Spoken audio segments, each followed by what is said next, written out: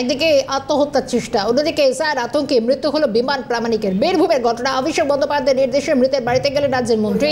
পরিবারের সঙ্গে দেখা করলেন পরিবহন মন্ত্রী স্নেহাশিস চক্রবর্তী।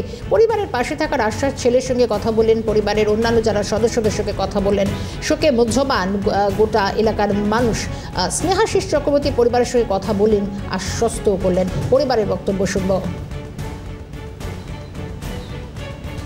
বুঝতো, আমি জিজ্ঞেস কি হলো, বলতো না। এবার ওই যে পাল টাইটেল এসে, সেটা আমি জানতাম না, কিন্তু দিদিকে যে পাল টাইটেল এসছে সেটা কিন্তু দিদিকে বলতে পারে তোর পাল চলে এসছে, কিন্তু আমাকে বলেনি যে আমার পাল টাইটেল এসছে।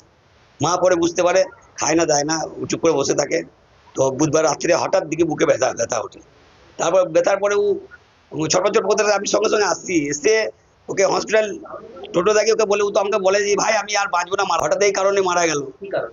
এসআই কারণে মারা গেল।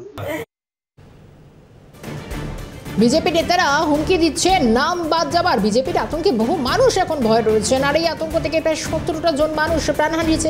বীরভূমের সাথে তো একই ঘটনা পুনরাবৃত্তি। প্রতিক্রিয়া পরিবহন মন্ত্রী।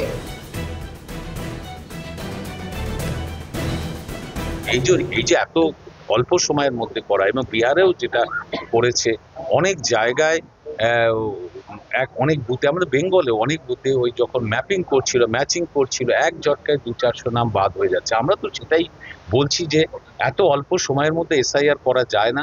কারণ 2002 সালে এসআইআর হয়েছিল, তার আগে 2001-এ বিধানসভা ভোট হয়েছে 1 বছর পর। তারপর 2004-এ লোকসভা হয়েছে 2 বছর পর। এটা একটা সময় সাপেক্ষ ব্যাপার। এখানে 2 মাসের মধ্যে এসআইআর করে 3 মাস পরের ভোট, এটা পুরো অবাস্তব। এটা কেন করছে কেন্দ্রীয় সরকার জানে, কারণ তারা নির্বাচন কমিশনকে করায়ত্ত করে নিয়েছে। ফলে এটা অবাস্তব, এবং বহু মানুষ তারকে প্রমাণ করতে পারবে না অল্প সময়ের মধ্যে।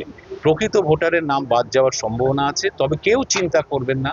প্রকৃত ভোটার বাদ বলে মমতা বন্দ্যোপাধ্যায় এবং আমাদের দল আছে, আমাদের কিন্তু লড়াই থাকবে, এবং কোনো মতেই আমরা সেটা করতে দেব না।